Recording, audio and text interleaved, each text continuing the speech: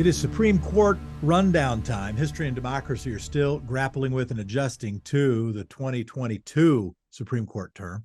From the Dobbs decision removing federal protection of abortions to West Virginia versus EPA curtailing the EPA's ability to regulate energy, the New York State Rifle and Pistol Association versus Bruin case that stated that strict limits on carrying guns in public violated the Second Amendment. What might the Roberts and Trump Supreme Court do for an encore? Why do I say the Trump court? Well, Trump appointed more Supreme Court justices than any one-term president since Herbert Hoover, time that led to the Lochner era that attempted to limit the power of public structures as a precursor to the New Deal. Well, for 2023, the court made decisions that run the gamut from ensuring democracy in the United States to a precedent allowing discrimination against minorities by private businesses. The 2023 Supreme Court will also be remembered for what happened outside the docket, with the details of justices living some high life on rich guys' dime. Joining us today to help unpack and analyze is Joshua Douglas, professor of law from the University of Kentucky, contributor to the Washington Monthly, author of the upcoming book, The Voters versus Supreme Court. Troubling story of how the Supreme Court has undermined voting rights.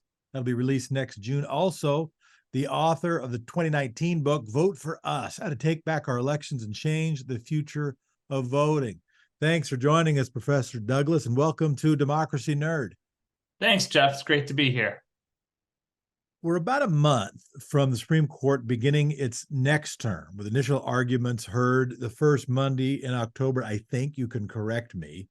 Not yet having the benefit of the hindsight to reflect on the term looking backwards and looking forwards. Any earth-shaking decisions that'll be remembered in the future by a single name, similar to the Dobbs in the previous term, or Roe, or Lochner, or Dred Scott, etc. Anything that gets the share billing, Well, I'm not sure if the name itself will be memorable, but what happened in the affirmative action case, I think, is probably the biggest blockbuster for changing the scope of a lot of how society operates. So the case is called Students for Fair Admissions. Doesn't have kind of a one word ring to it, SFA. But what the court said in striking down university affirmative action plans and the implications of that, as well as potentially its extension to all areas of society, that you can't essentially have consider race in admissions and potentially in hiring and other areas, depending on how far the doctrine goes. I think that is probably the biggest and most important case for overturning precedent and for the functioning of today's society. As we understand the court where we are now, I'd welcome you to put it in history of how you'd compare it with other courts in American history. And also maybe related to that is, where do we think of the center of the court? Now, I will say that I think the pursuit of centrism, if one pursues it as an ideology, is a fool's errand, because then your beliefs are structured and decided by whomever decides to adopt a particular extreme, and then you'll move in that direction. That said, in counting votes, and what it takes to win the Supreme Court is 5 votes, and counting votes, understanding who that 5th vote is and who your 4th vote is pretty important. Is now the center of that Supreme Court Brett Kavanaugh, the person who vowed revenge from the bench during his nomination process? How do you characterize this court in history, and how do you kind of lay it out? Yeah, I mean, I think you're probably right that the center is either Kavanaugh or Chief Justice Roberts. And I teach my students. I say, what's the number one way to win a case at the Supreme Court? And the answer is count to 5, right? So you're absolutely right that is, what litigants and lawyers who argue before the court are thinking about, and law professors thinking about how the doctrine will move. So, and in this court, I think it's pretty clear that you've got 3 justices on kind of the far extreme right with Thomas and Alito and Gorsuch. You've got 3 justices on the liberal side with Kagan, Sotomayor, and Justice Jackson. And so you have 3 that were sort of either in the middle or trying to figure out. So Justice Amy Coney Barrett, we don't know for sure, how far right she'll go, but it seems like she's placing herself a little bit more in the conservative moderate side, along with Roberts and Kavanaugh. So I still think this is Chief Justice Roberts' court ultimately. But here's the other thing I'll say, which I think is really important historically thinking about the U.S. Supreme Court is that the number one project of the court right now seems to be to aggrandize its own power. That is to say, to make itself the most important actor in constitutional adjudication and in democracy.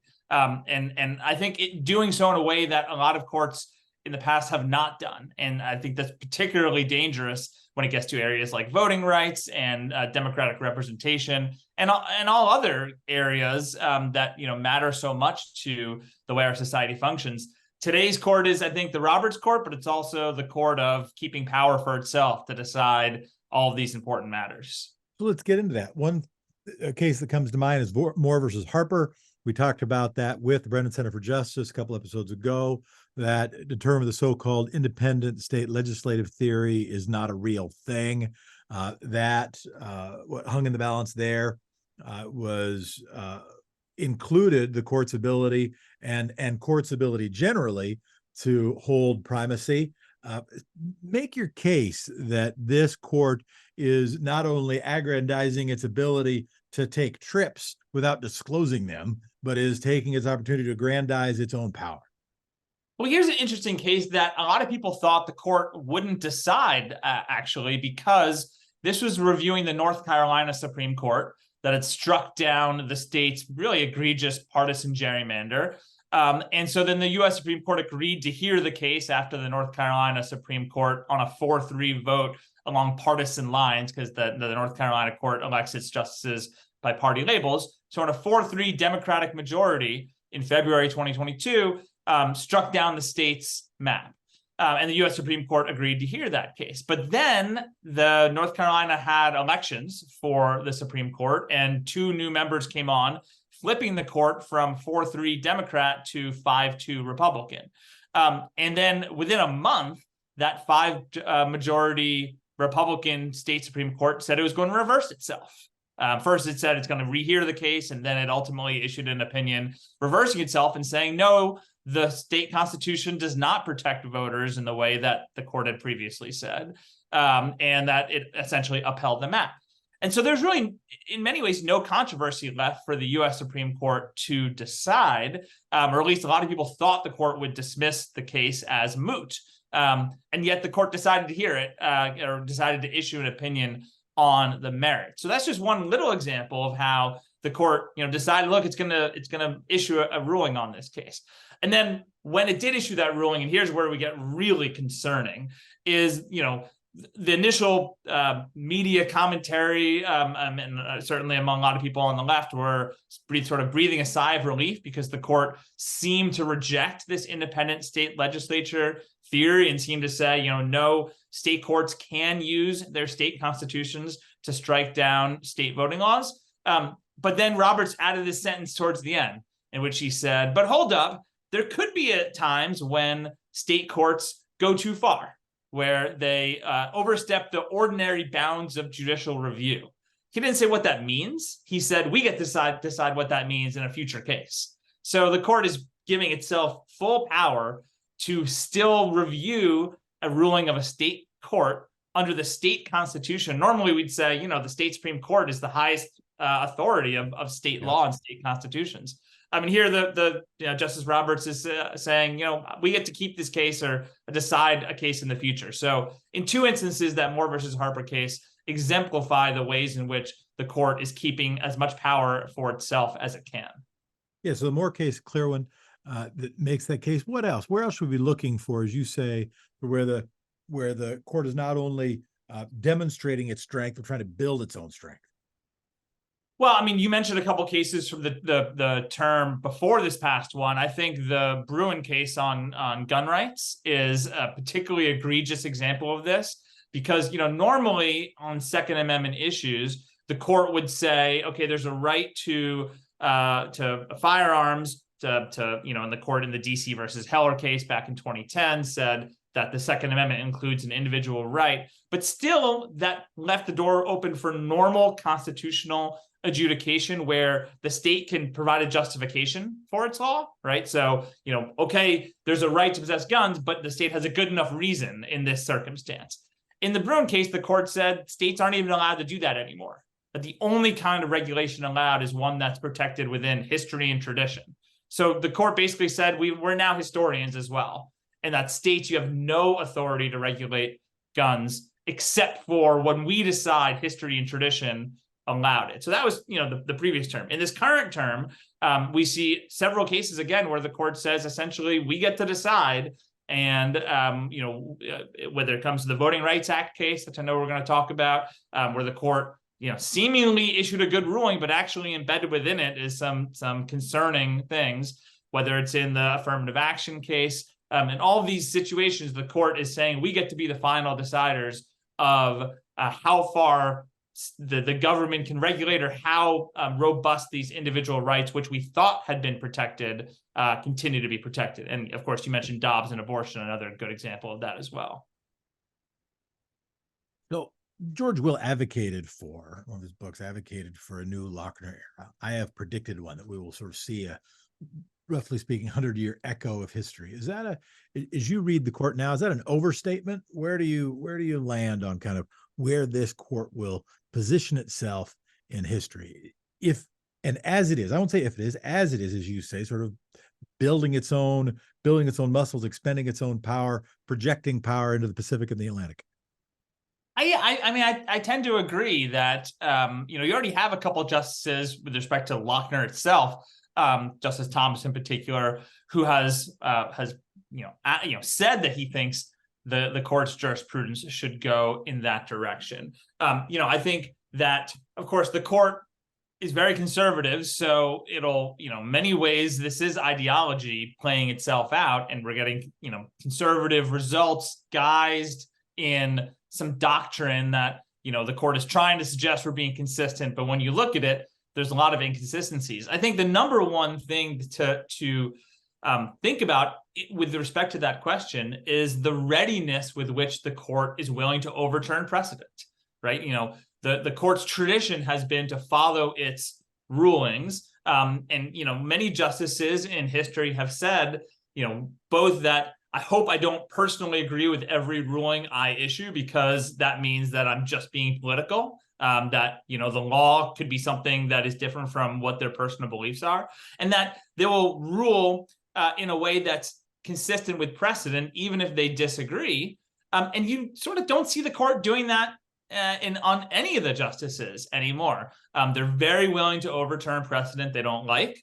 The past two terms have seen that, with Dobbs overturning Roe v. Wade, with the affirmative action case overturning the prior cases, and as recently as from 2003. And then again, leaving the door open to overturn precedent as well. So I think this is a court that is, as you put it, trying to flex its muscles a lot. And it basically is rejecting any barriers, traditional barriers to doing so, including things like adhering to precedent. The Dobbs decision is such a famous one. That's a lazy sentence. Such a notable one that, as we saw for decades, we were hearing the conservative judicial movement, the conservative electoral movement, arguing against judicial activism. The answer, of course, then by the Federalist Society trained responders to Senate Judiciary Committee questioning, when asked about Roe versus Wade, would say Roe versus Wade is standing precedent. If you took those two things together, the Federalist Society project is supposed to be against judicial activism, and it is standing precedent. Well, put those two things in a mixing bowl. What do you get? Well, about the status quo, maybe nibble around the edges. Instead, they left out the sentence where they said it is standing precedent, and I am here in order to eviscerate it, eliminate it, and change precedent for all time, and eliminate one's right to choose. So in terms of strengthening the court's power, maybe one of the most historically important examples. You said another thing. You brought up Students for Fair Admissions versus Harvard. Let's go into that case a little bit. Gutted affirmative action for colleges to consider race as a specific factor for student admissions. What either surprised you? What do you find most notable or interesting, or at least most sort of importantly actionable moving forward? So there's a lot of things about that case that are concerning and maybe surprising. But the first thing I note is that my students, when I teach this case, and I taught the cases previously, the affirmative action cases. A lot of law students coming in don't really understand what affirmative action actually is and what the parameters and permutations are. A lot of people think it's, for college admissions, colleges have set aside a certain number of seats for racial minorities. And, back as far back as the mid 1970s, the Supreme Court had rejected that approach of a quota.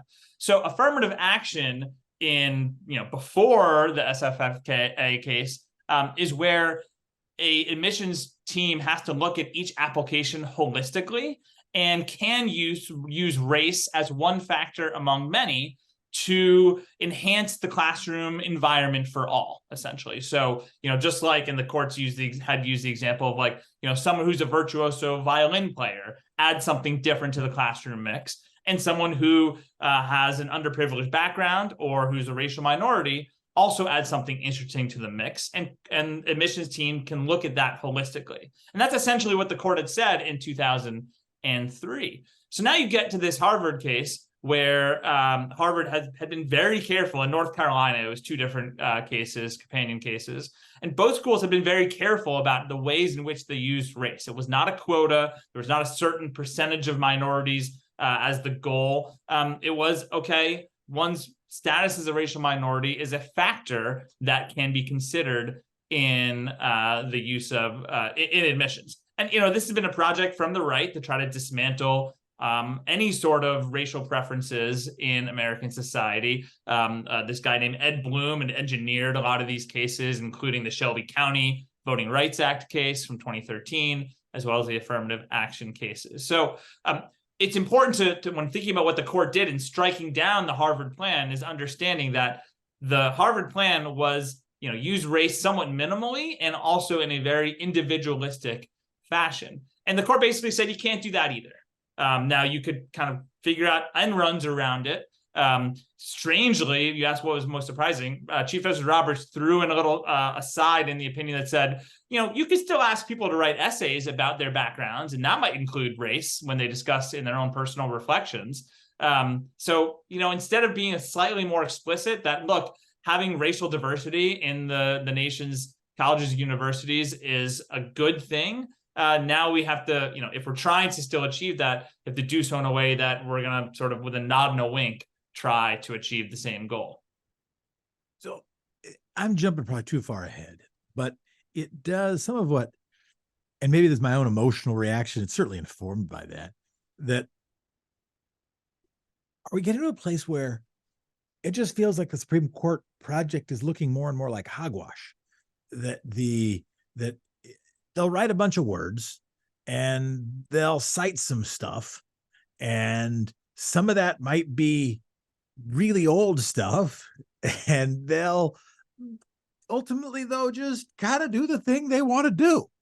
Is that it's a 9-member legislature with people who get to sit there for life and less tethered to some mast of constitution or some mast of legislative power, some mast of limitation of their role? Am I too much the sky is falling? I mean, I'm not with you all the way there yet in terms of the feeling that these are solely politicians in robes. And especially because, the court does hear, well, it used to be a lot more. Now it's like 60 to 70 cases a year. It used to be, not even that long ago, 80 to 90. So in a lot of these cases, the law really does matter and it impacts people. It's just not in the public consciousness as much. So I think, when we're talking about that emotional reaction and politics sort of driving everything, we're talking about a few cases each year. Of course, those few cases have really outsized importance. And then the second thing I'd say is that, I tell my law students that the best answer to any question, especially if they're struggling when they're, on call in class, is it depends. And so I think the answer is it depends, right? On some issues, it's undeniable that the court is just reaching the answer it wants and then kind of backing into it by throwing some legal doctrine in. In other areas, there's, perhaps some consistency here. Some of the decisions are not completely out of left field. I mean, I think the gun rights case we talked about, the Bruin case, that one maybe is, because it's so different from any approach that the court had made previously. You know, is overturning precedent because they don't like the result previously solely politicians in robes? Maybe. So that's a wishy-washy answer to your question. I think it is very concerning, and it explains why there's a legitimacy crisis with the court right now as well. You make not only a fair couple of points, but also one that is at least one that's worth underscoring, which is, of the many decisions, there are a lot of 6-3 decisions, but there are still 9-0 decisions, right? There are still decisions that are made where there's a statute or there's a law, and they sort of interpret the statute, and they resolve a disagreement among circuit courts, and it's sort of business as usual. But I do not say that to diminish the departure from the degree to which we have an activist conservative court, but at least to acknowledge and underscore a point that you made. Sticking with Students for Fair Admission, sticking with that case, I'd feel remiss if I didn't bring up Justice Ketanji Brown Jackson's dissent. You might have impressions of now Justice Jackson's first full term on the bench, which I think we just have now been through. Also, though, on the issue front, is it fair to say the issues she raised in her minority opinion have led to, directly or indirectly, the legal action taken to target legacy admissions by Ivy League colleges? Well, so Justice Jackson's dissenting opinion is incredible, incredibly well researched. It's a tour de force of the history of, you know, racial relations and the use of affirmative action and the strides that have been made because of affirmative action. It's the sort of thing, and she writes in such a beautiful way that is understandable to non-lawyers without trying to be too flashy in doing so. It's the sort of thing that I do think everyone should read because it is just so well done. You know, that was one of the big things that a lot of people were criticizing Harvard for, is, okay, you're going to use affirmative action to help certain people, and yet, you know, you're essentially allowing it easier for white elites to get in through the use of legacy admissions. I don't know if it's Jackson's opinion that has led to the challenges, or just the very fact that, you know, this was sort of lurking in the background of the case all along. And so I'm not surprised that that's, you know, the next tactic to essentially open up more seats by getting rid of the legacy preferences. But she made the point in such an elegant and eloquent way that, you know, I see what you're saying with respect to why it sort of became a catalyst for that next push here on this issue. As a smaller point, maybe, but you might just help me understand something, help us understand something. Can you help explain why the Supreme Court's decision does not apply to military schools? Because they said so. I mean, and this is a great example of where the court is just, you know, taking power for itself to decide some things and not other things. Now, from a legal technical perspective, the only issue in the case was college and university admissions. And, you know, you had University of North Carolina and Harvard plans being challenged, and military schools are not, you know, we're not part of the litigation. So just from a, you know, technical legalese standpoint, the military schools were not part of the case.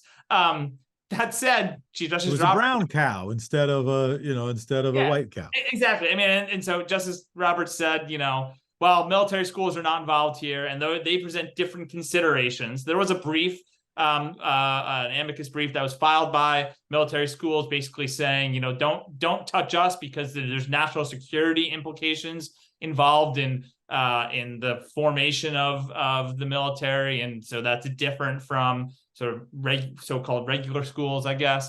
But that's a great example of Roberts just sort of deciding to decide or deciding not to decide because he said so. It's hard to find a principled reason for it.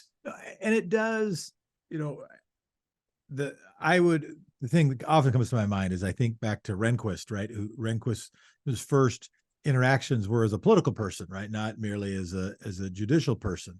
And then I do think that modern Supreme Court justices are politicians. I'm not going to say merely politicians, and that's not even a knock. I think the politicians do important things, but it sort of just read to me like, oh, well, the military is kind of a friend of the conservative movement. Kind of, it's kind of what, if I was raised in the era of Reagan, maybe I don't want to mess with them. And it really did sort of seem like the kind of thing a Senate would do, just create a carve out, right? Because some constituency that was part of your constituency would ask of you, and then you say, okay, yeah, we can put that in the bill. And that's what it seemed to me. But again, I may look through this too much as through my legislative lens and too little through my, sort of legal lens. Yeah, I mean, again, you can make an argument for why it's different, right? Because, Harvard and UNC are not necessarily sending all of their graduates into the military. And, serving in the military is kind of a unique thing that requires a different set of considerations, especially, and the reason therefore it should have discriminate. If his argument is therefore it should have his big quote, the best way to stop. What was it? I'm going to make sure I get the best way to stop discrimination on the basis of race is to stop discriminating on the basis of race. So it's okay if the military does it. I don't know. I mean, I just kind of don't understand. So the one thing I'll also say is that there is a line of Supreme Court case law in which the court has said we defer even more to military judgment. Sure. We don't have the expertise in national security and military things, and so essentially we're going to trust the elected branches and trust Congress even more so in this area than we would in others. Again, I'm not saying that necessarily correct, but at least you could make the legal argument that this carve out is consistent with that other line of case law. But I think your point is well taken that, Roberts decided he didn't want to, answer that question. And so he didn't. And he would say he was being minimalist, but then again, he, overturned precedents that, even though that 2003 case said, we think, this was sort of made up by Justice O'Connor in the 2003 case on Michigan's affirmative action. But she said, we think, 25 years, we maybe won't need affirmative action anymore. And it's been 20 years. I think it was problematic. So racism we won't be racist anymore in 5 more years. We just have to wait 5 years. Yeah, I think it was problematic for O'Connor to put that 25-year thing in. And it was that was really legislating from the bench. But that said, the court didn't even wait the 25 years to get rid of those decisions. Right. Let's keep on with the rundown. Let's go to the 303 creative case. The majority determined that the First Amendment allows private business owners to deny services to LGBT or LGBTQ sexual minorities. Colorado state law asserted no members of the public could be denied service by businesses, and the Supreme Court said what? Yes, you can deny services, essentially is what the court said. And what's weird about this case is that it was couched as a First Amendment compelled speech case, right? That Lori Smith, this website designer, was saying she didn't want to be forced to make a website, which is her speech, similar to the baker in Colorado who said, my wedding cakes I bake are a form of art. But of course, lurking in the background of this is religious liberty. That Lori Smith said she wasn't going to do it because she, to her, supporting same-sex marriage would violate her religion. And the court basically said, that's okay. And it raises lots of implications for what kind of discrimination is allowed. Ones that the court really didn't answer in that decision. No, and I'll be a little less glib here, that I do see, I do read and I anticipate the expansion, not just of freedom of speech, but the expansion of the word speech to be one of the primary moves that a modern Lochner court is using, shall use, will use to flex its muscles, to strengthen its power, to eliminate, to block the ability of a Colorado legislature to protect rights or to legislate for the social welfare, and not just in the context of political contributions, but now in the circumstance of cakes and websites, saying no, commerce is speech. We will say that various elements of commerce is speech, and if we can make commerce speech, then you can't block it. That could have all sorts of implications. How do you read and anticipate? Feel free to push back on that, amplify it, add texture, disagree. I think you're absolutely right, actually, that this court has been not only very protective of speech in general, but expansive in how it understands speech. And this is not a new thing from the 303 creative case. We can look at Citizens United from 2010, which obviously allows corporations to engage in political speech in a way that they had not previously. And throughout a whole suite of regulations in which it essentially has strikes down lots of different speech regulations when it comes to even things like violent video games that California was trying to regulate. So I think you're absolutely right, and this is another example of it. I mean, I think it's an open question. I think it should be an open question whether a wedding website that someone designs is speech, and then of course whose speech is it? That's the other kind of interesting thing about this case. You go to someone's wedding website, and do you think it's the speech of the couple who's getting married, or do you think it's the speech of the person who created the website with input from the couple? The court pretty squarely said this is Lori Smith's speech. I'm not so sure that's right.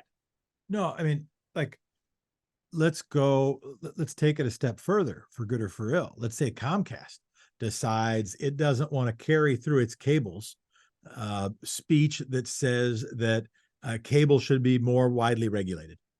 That the owner of Facebook says we don't want to allow speech that we're not going to have speech go on our platform that says that social media should be made less addictive or should be more transparent or should impact kids in a different way. And there were a state or federal law that said, hey, you got to make sure you share various speech, or you got to make sure that you don't ratchet things down unduly, or you got to make sure that in fact things are transparent. And the Supreme Court says, well, wait a minute. No, what Facebook is doing is their own speech. What Comcast is doing through its cables, not just its own website, but in the infrastructure, is their own. That's the cake that they're making. And they don't want to make a cake that is contrary to their own financial interest.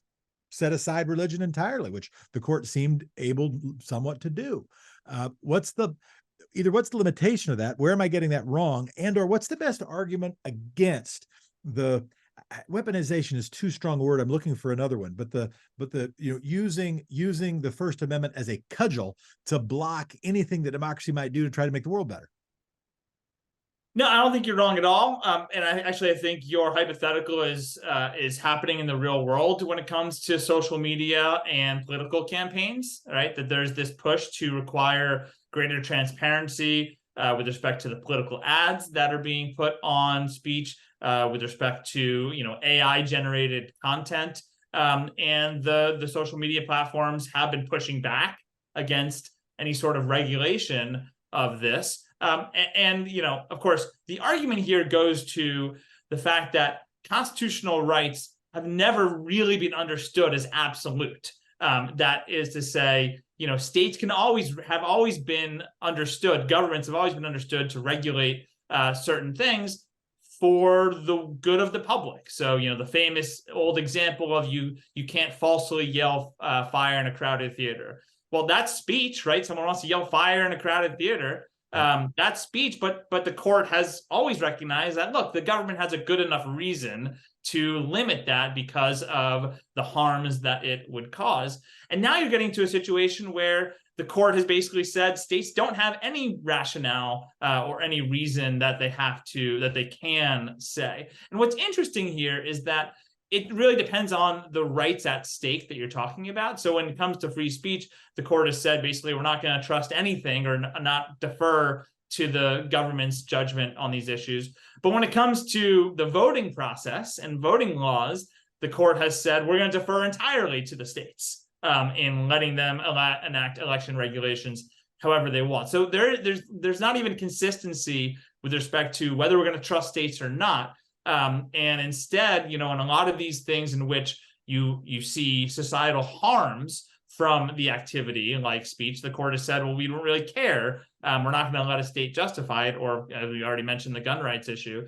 But when it comes to representation, the court is saying, well, we're going to trust the politicians on that. And so, there's a real disconnect there in terms of what's going on. But, what's the best argument to push back against that is that you do have these societal harms if you don't allow this kind of regulation. It's about skewed democracy, I think is the best way to think of it. Are we going to let the few outweigh the many in the soapboxes that they have, the loudspeakers that they have, or can we allow the government to try to even the playing field a little bit? And the court has been very much against a project of ensuring some form of equality for everyone, and instead, letting being okay with the bigger actors in society have the outside voice. As I'm here is in the role of armchair writer's room brainstorming strategist, as I try to put myself in the shoes of, maybe it is a professor, maybe it is a litigant, or maybe it is I did not clerk the Supreme Court, I did clerk for the Ninth Circuit. As a writer of an amicus brief, or of an opinion, or as just the Larry Tribe strategist of how things might be approached. Let me say this, that much of the debate around free speech, and I can't speak to the jurisprudence, I can't speak to all the legal opinions because I haven't read them all, but certainly the cocktail party conversation about it, even the classroom conversation about it, hovers around a question sort of like, how free should speech be? Or a little more clumsily, how big should the right of speech be? Or how big should freedom of speech be? And as I'm playing kind of armchair strategist, I'm wondering if we should parse that a little bit, because it's not just how, because once you say, well, how, and that translates pretty closely. Well, how much do you care about freedom of speech? Well, if you care about it a lot, then it's got to be more and more expansive. But if we parse a little more and say, well, what is speech?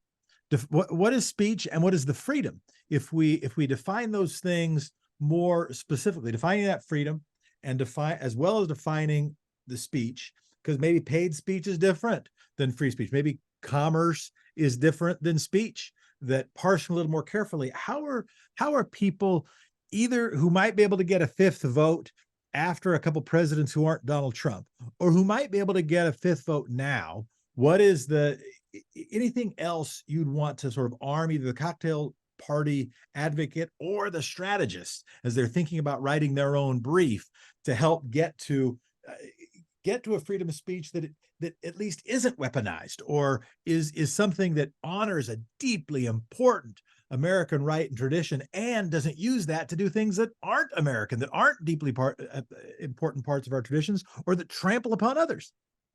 Well, on the strategy front, it's pretty clear that this court is very focused and interested on history.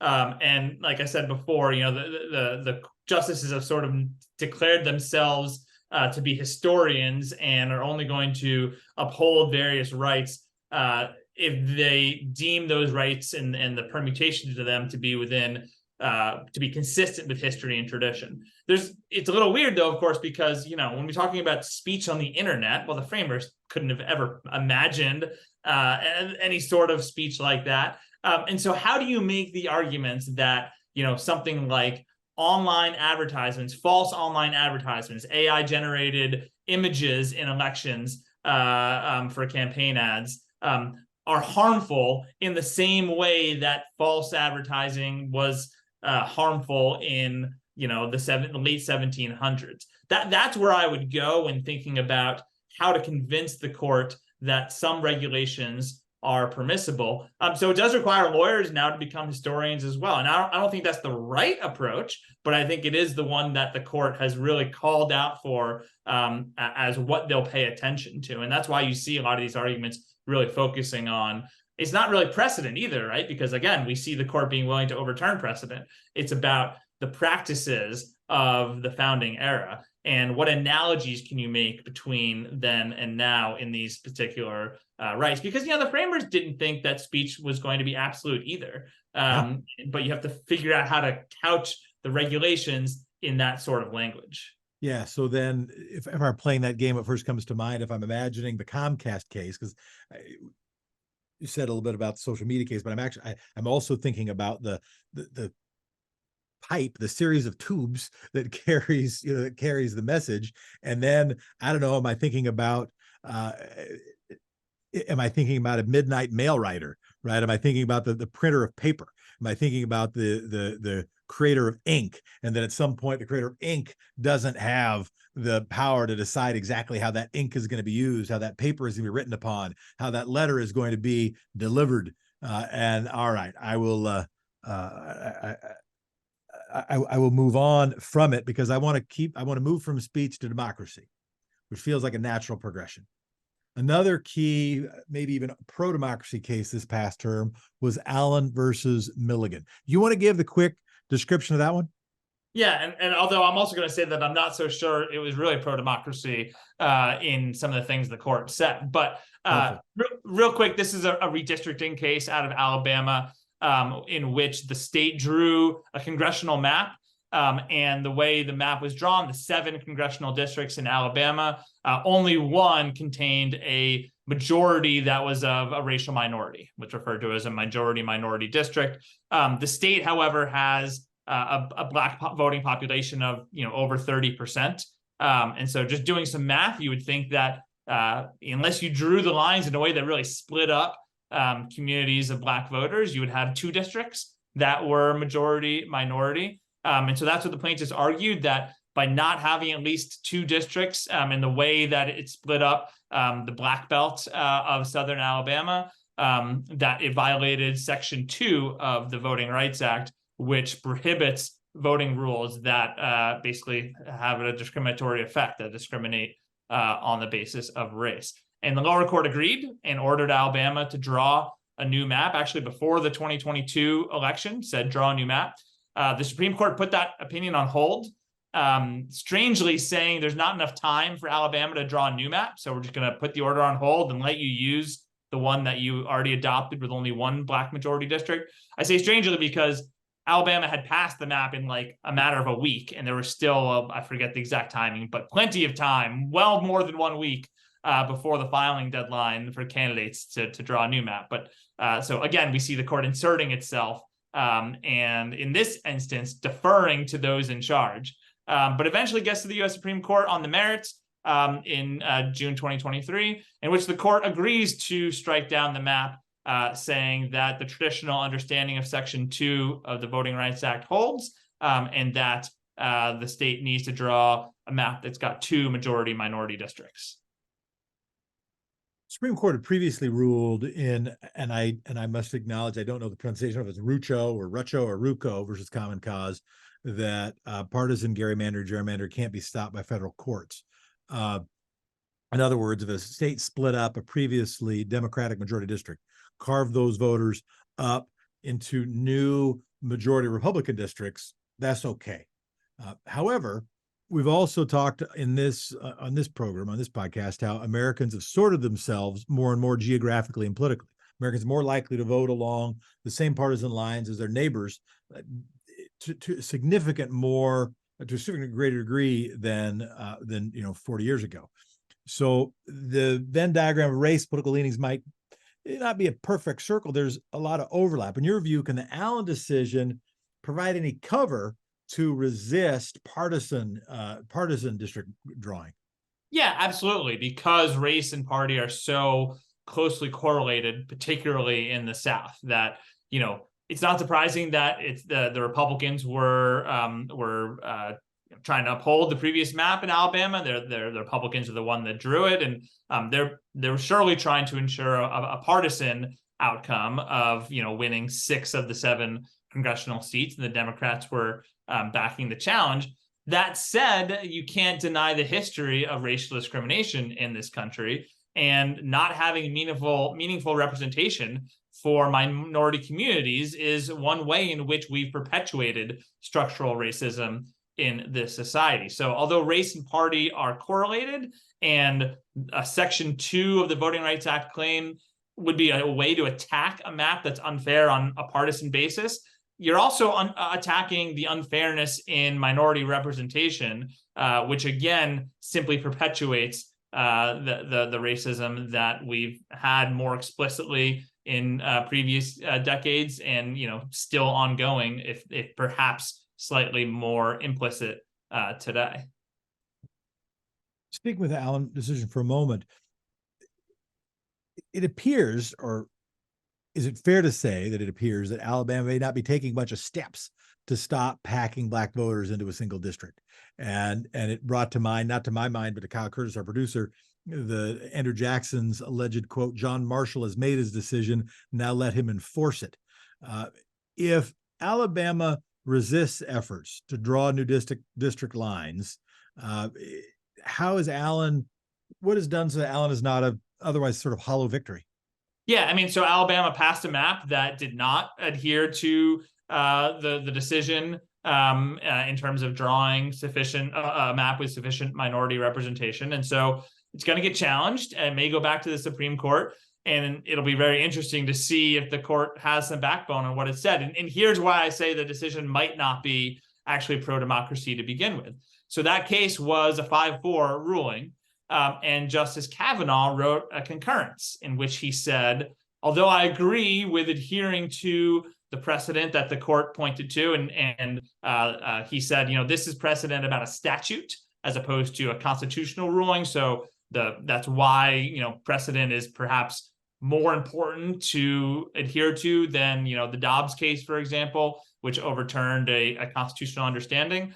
Kavanaugh still said, it might be that we shouldn't let the Voting Rights Act Section 2 exist forever, and that there maybe is a time limit for how long we need the protections of Section 2 to ensure sufficient minority representation. He basically provided a blueprint for the next challenge. So, what I think would happen is Alabama has passed this map, it's going to get challenged, and then they're going to argue to the court that Section 2 is unconstitutional based on it's been around too long, that, conditions have changed so much that we no longer need this federal oversight to ensure minority representation. And of course, look at the great strides in Black representation since the 1960s and Black voter participation since the 1960s. As John Roberts said in the Shelby County case, things have changed in the South.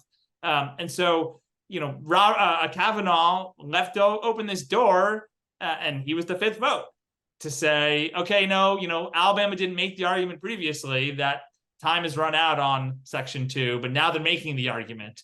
And so that's, how do you count to 5? We'll see. I want to get at least two more things. I want to get to your book, your upcoming book. And I want to also, though, talk about the off the court stuff that I'll cite my wife, who cares a lot about politics and democracy, is not a lawyer, recovering or otherwise, and just sort of thinks the Supreme Court is hogwash. She would use harsher language. She thinks, how does anybody think that these folks are legitimate? And she does it based on, of course, she more probably personally takes the decision in Dobbs than I have the emotional capacity to take. Right, I'm not in the same. Don't have her lived experience, but there is a question of legitimacy, and she wonders, she speculates, how does John Roberts, why would he want to lead the court that was the bad guy court? And I'll use the word guy on purpose, the bad guy court for all of history, or one of the worst courts for all of history. He wouldn't want to do that. And that ends up maybe defining how we count to 5, for instance. And most of that is in the context of the decisions that are made, of the opinions that are written.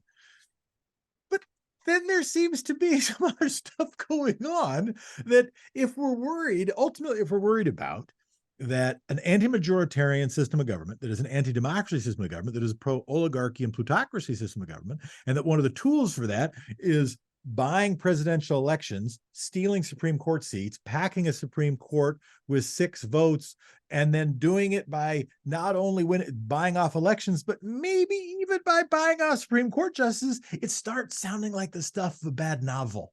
It starts sounding like the stuff, oh, wait a minute, this isn't just partisan sniping. This isn't just something so that MSNBC or Fox News has something to talk about, or that we have a topic on a podcast. This starts to sound kind of scary and kind of bad. Comments? What a terrible question I just asked, but I've at least got feelings and thoughts on the subject. Yeah, I mean, there's clearly a legitimacy crisis at the court. There's clearly an ethics problem at the court. You've got these, news reports about Justice Thomas, getting private, plane rides with his buddy. You've got issues involving Sam Alito, and there's clearly an ethics problem here. That said, I think that having a long-term appointment is probably good for the court in general. Maybe not lifetime. I think term limits would make some sense for Supreme Court justices. 18-year term limit, so every president gets to choose two. This also would avoid this sort of craziness that the whole world changes and doctrine changes because the justice happens to die at a particular time, right? Imagine if Merrick Garland had actually gotten through when he was nominated in end of February of 2020, and if Ruth Bader Ginsburg had not died in October or September, I guess it was, of 2020, right before the election, right? The court looks very different today than it does now. So there's a Pelican brief needn't be how it works.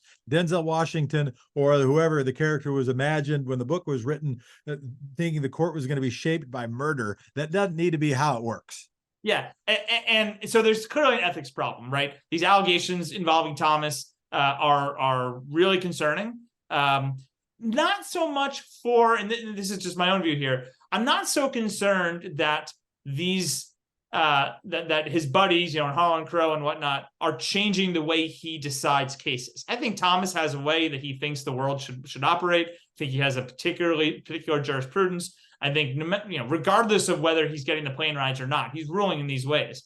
But it doesn't feel right for society at large for him to have these benefits because he's a Supreme Court justice, and yet he's deciding all these important issues that affect every single one of us. So I'm not so sure that these scandals have led to different outcomes on particular cases, but I do think that they demonstrate the way in which many of the Supreme Court justices are just sorely out of touch with the everyday lives of most Americans. I think about it a little bit like I think about campaign contributions, and I think about it with sort of lobby boondoggle trips. That I don't think it is hard to draw a causal line between a given campaign contribution and a given decision, but it is not hard to understand the cultural implications. And I don't mean big cultural. I mean the microculture of a decision-making body, when these are just the kind of people that have access. This is the kind of thing that we do. These are who are important, and these are this is a little bit who is less important. Not only the signal that sends, but the culture of decision-making that sets in the country, and who thinks they've got access. And, oh, my buddy is a Supreme Court justice. And by the way, do I think that it impacted how Clarence Thomas ruled in Dobbs? Not even for half a moment. Do I think there is any decision that in the context of decades, that could be impacted by a close relationship with someone who is also a financial relationship? I think the odds of that are actually kind of high, right? The fact that they have some conversation on a fishing boat or in a private plane about some darn thing, like that's not that surprising. Or the influence ends up flexing itself in ways even off the docket. Right? Who gets appointed to what thing? Who gets suggested for what position? Just creating an overall culture that is a little getting away from democracy and towards oligarchy. Anyway, it's a little general, but I have concern more than just how it smells. Well, and I think you raised a good point about the types of people that make it to the Supreme Court, right? I mean, virtually all of them went to either Harvard or Yale. Law school, right? You get a certain kind of person who has the ability to get to those schools, who gets that kind of an education. That is very different from other sorts of very, very well qualified people who might get on the court. So, I think this question of ethics, and the court absolutely needs an ethics code that applies to the justices, where there currently is not one. But this question of ethics, I think, is a bigger one, a broader one with respect to the kinds of people that even get to that position, as well as, the question I already mentioned of the term limits of the life tenure. I'm not someone who thinks that we should expand the court in terms of size, because I think it's a tit for tat, right? Once Democrats, Democrats move to 15, Republicans get in charge and they'll move to 21, then go back and forth. And to me, that's not the right answer. There is institutional reform that needs to happen, but it needs to come in a way that is seen legitimate by both sides. Yeah, one could argue in favor of a different number of justices for a number of reasons, but the problem isn't the problem that we're addressing is a lagging indicator problem, not a numerosity problem of how many people are making it, right? It's Yeah. who gets to wield the power, not just how many people wield that power. Uh, but I want to get to the thing I think you said about that code of conduct. So there is a code of conduct for United States justices. It was passed in 1973, an important year in U.S. history in multiple ways. Maybe I only think that because it also happens to be my birth year. How does it apply? Explain how it applies to judges in the United States, but not Supreme Court judges because they're justices. Because Congress said so. Because the military is different.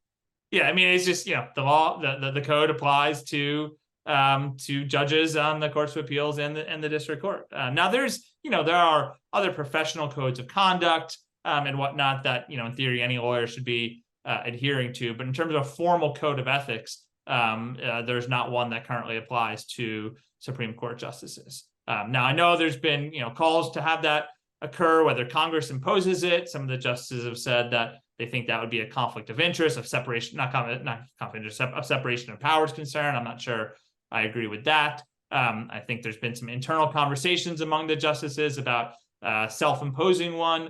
State courts do this all the time, right? Every state, I don't know about every, but at least most state courts have a code of conduct that applies to all judges in their state. It is a little absurd that there's not an explicit code of conduct that these 9 people get carved out. But again, it demonstrates the broader picture of why are these 9 people seen as particularly special. Yeah. Again, thinking about institutional design, why not have the courts of appeals judges, the circuit judges, sit by designation on the U.S. Supreme Court? Yeah, that's my favorite. My favorite is you still get a lifetime appointment to be a federal judge and to be a federal appellate court judge, but that doesn't mean your whole life has to be spent on the Supreme Court. And pick a number of years there, and either you rotate on or rotate off just for that period, or it creates a pool that's even a little broader than that, right? I think there are a number of steps in that direction. And I do, to the reformers who listen, I do say, like, I think louder on reform. I think more power towards reform, more energy towards reform, and be really smart on the kind of reform you want, right? And that kind's got to actually get to solving the problem, and not just the problem of one's particular political predilections, but the structural decision-making problem. Yeah, and just to that point, let me add that in my own view, maybe this just comes from my perspective of being in a very red state of Kentucky and having had some success working with the Republican Secretary of State on voting laws. During the pandemic, Kentucky made national news of this is how to run an election the right way. We have a photo ID law for voting, but it's considered the most mild form of photo ID in the country. And I helped to kind of craft that law and get a lot of provisions that were really fail-safe mechanisms. Now, I don't think photo ID laws are a good idea, but the writing was on the wall that it was happening in Kentucky. And so how do we get it to a point where it's going to harm as few people as possible if we have to have a law? And I think we were very successful. That's all to say that I think if you go to the kind of extreme of what you want on the left, then you're going to get nowhere. I do think still compromise is important to achieve a meaningful and lasting reform, in a country that is dominated by the right currently. Well, at least in terms of the political structures, not the electoral majority, but in terms of who wields power economically, religiously, militarily, in terms of ownership of media, in terms of seats on the Supreme Court, in terms of the presidency over the last 100 years, et cetera, really since Tip O'Neill lost Congress or LBJ lost Congress, it's kind of been sort of that way. But one of the reasons I think, and I'm going off topic a little bit, but one of the reasons I bring up the Lochner thing is that if we read the voting habits of younger Americans, if we see and we think of younger Americans as sort of a leading indicator of where the country may be headed, it's one of the reasons why I could imagine as if I were a right-wing strategist, I'd really want to lock in some stuff for a long time so that the blowback from Dobbs and Trump didn't come back and bite me down, for at least more years down the road. I do want to ask this. What concerns do you have? So it's about court legitimacy. And I kind of wonder if court legitimacy matters. Like, what happens if the court is not legitimate? Therefore what? Right? Like, is it then they're governors who don't feel they need to do what they're told? Is it that presidents don't think they need to do what they're told? Is that ultimately, but practically speaking, what is our concern about legitimacy? Right now, I should say right now, it was 2 months ago, Gallup polls, 75% of Americans said they lacked confidence in the United States Supreme Court. Why does that matter? I think for two reasons. I mean, one, of course, you don't want to get a situation where people are just openly defying Supreme Court orders, right? The court requires, its legitimacy requires that people kind of adhere to the decision. Lots of people hated the Bush v. Gore decision, but people accepted it, including Al Gore himself. And that led to a transition, a peaceful transition where there wasn't violence on the streets, right? Now, we had violence on the streets on January 6th, 2021. But, if we want to have a peaceful democracy, then you need to have people accept court decisions, even if they disagree with them. And if you get so many of these in which the court feels illegitimate, then you get people, just on the practical sense, not adhering to it. And then again, of course, I think there's just the confidence in the government in general, right? We want to live in a society in which governmental bodies are seen as properly representative. Now, the Supreme Court is not a representative body, but it's actually supposed to be anti-majoritarianism, majority in terms of protecting the rights of the political minorities. And when you don't get that, again, you get sort of undermining of the very idea of democracy. Why did the Trumpers take to the streets on January 6th? Because they didn't trust the government institutions and they were refusing to accept their electoral loss. That's where you really get a breakdown of democracy. So there's kind of the practical, are people going to adhere to decisions? I think people still have been, even if they disagree with them. But that leads to a very concerning place for democracy as a whole. You got a book coming out, Voters versus the Court, the troubling story of the Supreme Court has undermined voting rights. I think I added the word Supreme Court into the headline title when I introed the very beginning of our conversations, but it's Voters versus the Court. Troubling story of how the Supreme Court has undermined voting rights. I think that's getting published next year. Yeah, it's coming out next year. It's a follow-up to your book a few years ago, Vote for the U.S. or Vote for Us, How to Take Back Our Elections and Change the Future of Voting. Any teaser you want to give about what to expect on the upcoming book, or anything that's surprising you in your research and your work on it? Yeah, so the book is a little bit of a follow-up of the first book, Vote for Us. The first book is kind of a positive story about democracy. It's about the good news in voting rights. And when I tell people that, they think the book's not even a page long, because is there any good news in voting rights? But actually there is. There's been a lot of movement on the ground. You've talked about a lot of some of this stuff before, I think, on the ground with respect to making the voting process easier, more inclusive, more convenient through various reforms, like vote by mail, ranked choice voting, lowering the voting age to 16. And so that book tells the story or the stories of democracy champions all over the country promoting this easier voting access. The next book is not so positive. The book, the Voters versus the Court, it basically tells the story of how the Supreme Court has really undermined voting rights. In the 1960s, the court had upheld the fundamental right to vote as the most important right in democracy, that everything starts with the voter. And through a series of cases, and it's not just the ones that people think of more recently, like Citizens United or Shelby County, the Voting Rights Act case, it really started in the 1970s.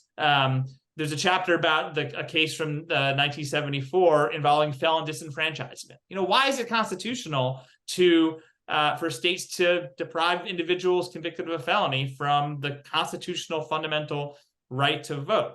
And the court planted these seeds in a few cases in the 70s, 80s, and 90s to get to where we are today, where basically the politicians win and the voters lose. And so the book tells the story of this handful of cases, going behind the scenes. I have a lot of really interesting anecdotes from the litigants involved, the real people involved in the cases, the lawyers. So it's written for the general public and tells the stories of the cases, and in doing so tells a narrative about how the Supreme Court has really undermined voting rights in a way that's very dangerous for democracy. How did you get into this mess? How did you start prioritizing democracy in your work? So, in undergrad, I went to George Washington University in DC in undergrad, and I was a political science major. And then I went to law school and took a course on voting rights law and sort of saw how these issues of political science and law were intersecting. And then what I started to realize is that these issues of political power and the legal issues surrounding them impact every single other aspect of our society. Didn't help that then we got a handful of dangerous rulings like Bush v. Gore and Crawford, the voter ID case that refused to strike down Indiana's voter ID law in 2008. And so I sort of really saw the importance of these issues to everything else that happens. My dad said when I said I'm becoming a law professor and I'm focusing on voting rights and election law, he said, "Oh, so your work is only relevant once every 4 years." And sort of like, and then he asked me a few years later, he said, "So did you know that, your work would be relevant all the time and always?" And unfortunately, what's been bad for the country is good for me professionally, and things have been way too good. You're in a growth industry. Yeah, figure out avoiding the collapse of democracy in the United States of America. It's, who knew that was going to be a good bet, Blake, number of years ago. Yeah, I wish it weren't, but these things are so important, and the extent that I can use my research and my voice to try to create some positive change, I'm hopeful that my work has been able to do that. Professor Joshua Douglas, law professor at the University of Kentucky, where, by the way, my stepmom went to school, contributor to the Washington Monthly, author of the upcoming book, The Voters versus the Court. Thank you so much for your work. Thank you so much for your time today, and thanks for being a democracy nerd. Thanks, Jeff. Really appreciate it. This was fun. Be well.